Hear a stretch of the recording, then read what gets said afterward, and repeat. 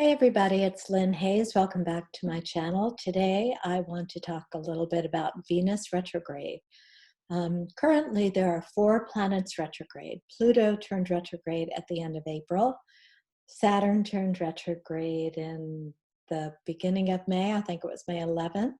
And then Venus and Jupiter both turned retrograde on the 13th. So I talked about all of that last week. If you missed it, you might want to go ahead and catch up.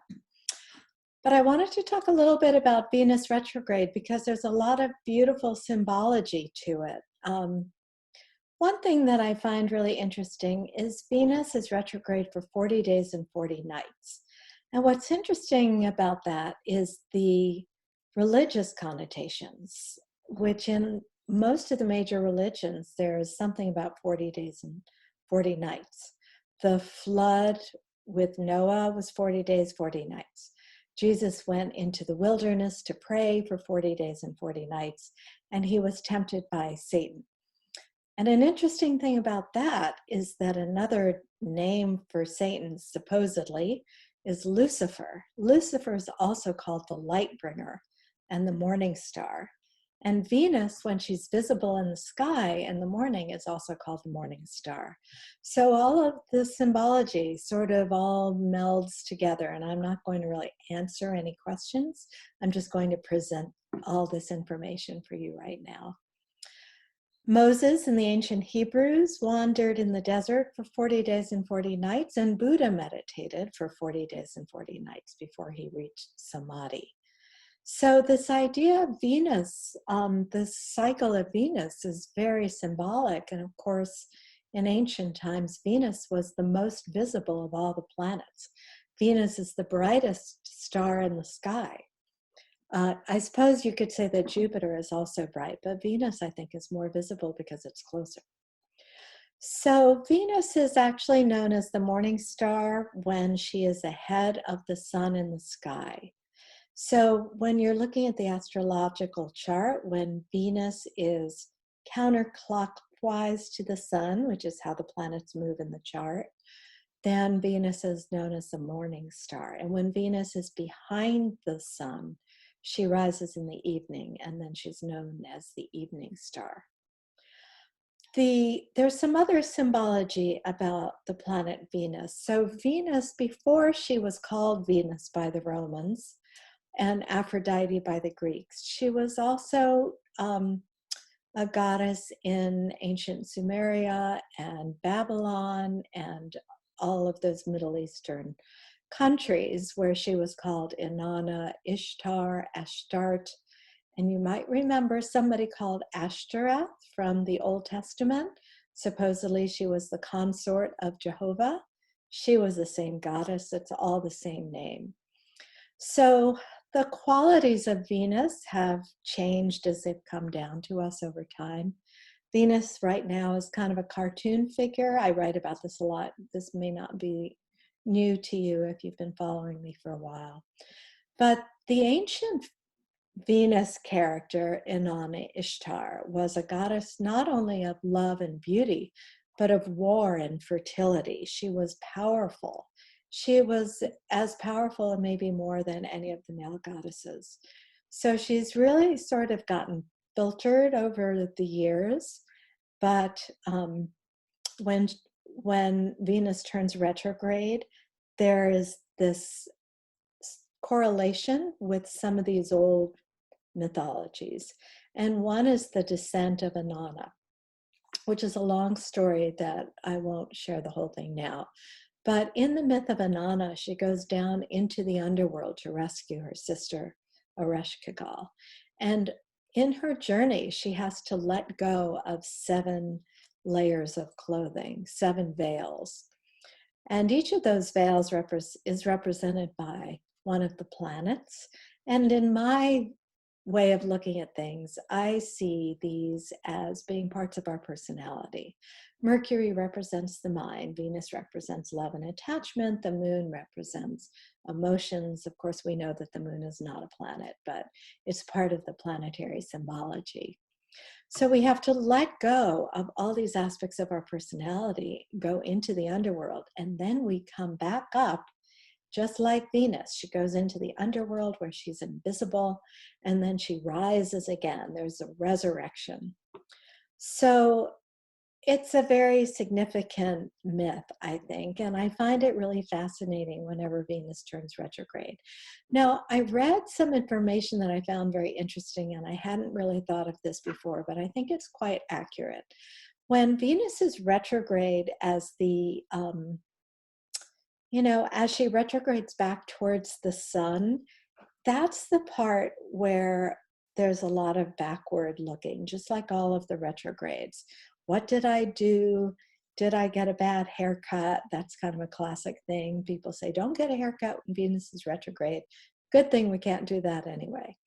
Some of the things that are associated with this part of Venus retrograde, where we're sort of in the backwards looking part, we may find messages from the past.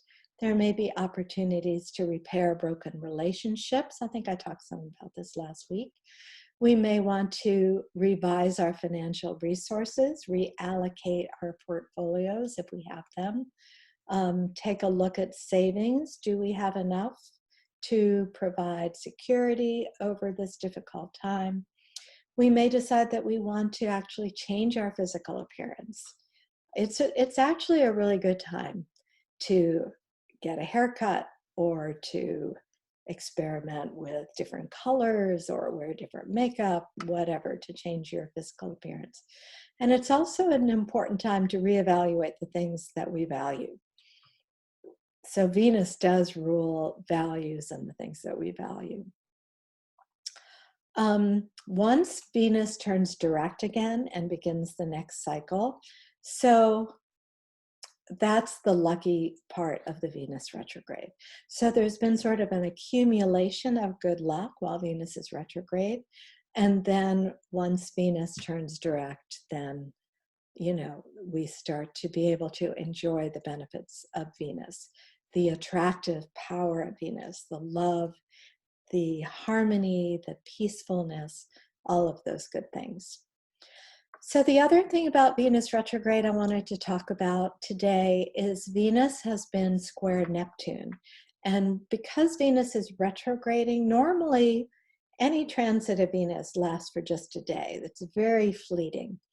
But because Venus is retrograde, Venus squared Neptune on May 3rd, the first time. Then now Venus is retrograde. It's going to square Neptune again on the 20th. Which is a couple of days after I post this video. And then the final phase is in late July. So Venus and Neptune have a lot in common. They both have to do with love.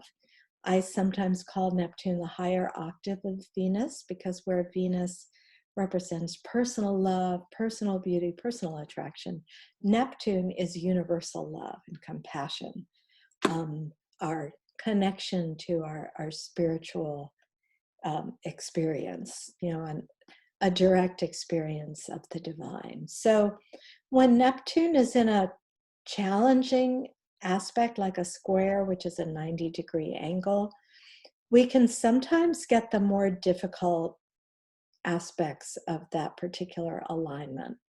So Venus is in Gemini right now, where it's very curious, it's fast moving, we like to talk to people, we like to learn about things. When Venus is in a strong, challenging aspect to Neptune, there's a tremendous amount of creativity, there's a yearning for spiritual unity, and that's really wonderful. But there can also be some confusion. There can also be an over-idealized view of what's happening. Oh, I'm sure that we're meant to be together. That may be true, but under a Venus square to Neptune, you might want to put that in the back of your mind until this aspect is over. We can sometimes be less realistic and more romanticize the facts when Venus is squaring Neptune. So I've been talking for a long time, a few more things about this week that I want to mention. The sun will enter Gemini on May 20th. There will then be 3 planets in Gemini, including Mercury, which is happy in Gemini, that's its home sign, and Venus is in Gemini. So there's a lot of energy now for ideas and communication. Things are fluid. Maybe we're trying on different kinds of personas, different personalities. You know, right now we're in lockdown. Who are we going to be when this is over? There's a lot of movement with Gemini. This is not such a good time to lay around the house or to be kind of lazy. And actually, physical movement can really help us to stimulate ideas, you know, the more we stay in motion. Mercury is also highly active for the Gemini New Moon. So really between the 20th and the 25th, there's so much Mercury energy. It may be difficult to sleep. Your mind may be racing. Did I say Gemini? Gemini. Anyway, there's a lot of Gemini energy right now. So this is a really good time for reading and for writing and for just sort of having ideas and brainstorms.